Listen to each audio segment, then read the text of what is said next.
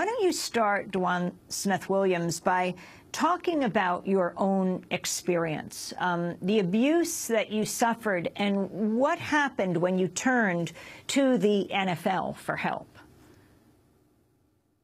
Well, first I'd like to say that thank you so much for having me.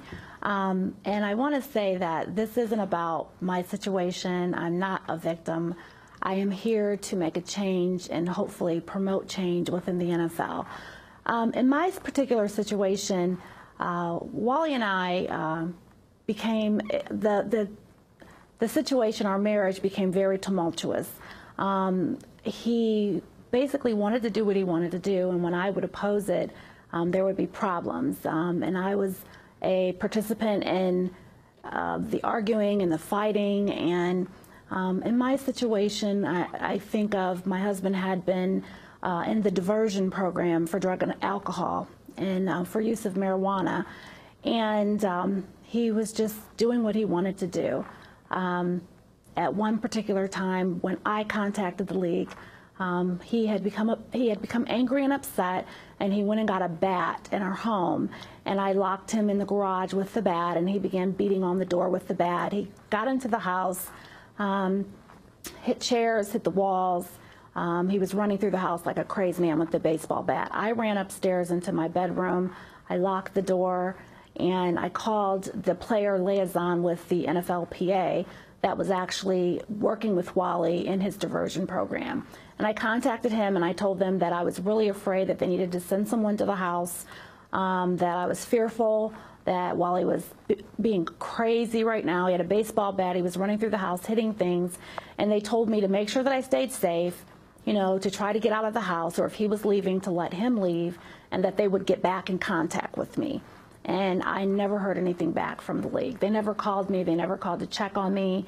It was just basically, it happened, and that was the end of the story. So you're calling them from a closet. Your husband is running around with a baseball bat, and you're calling the NFL for help, the sort of point person dealing with you and your husband. And he said, I'll get back to you, and he never did? That's correct. That's correct. What happened? And, you know, during that... What happened when you told, when you went to the NFL and you said, what can you do? What happened when you talked to other women, the wives of NFL players? Did you share your story with them?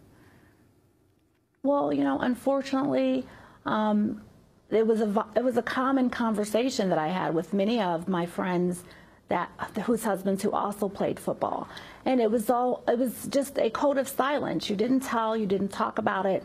When you would talk about it, you always started to weigh exactly what's happening to Janae Rice right now.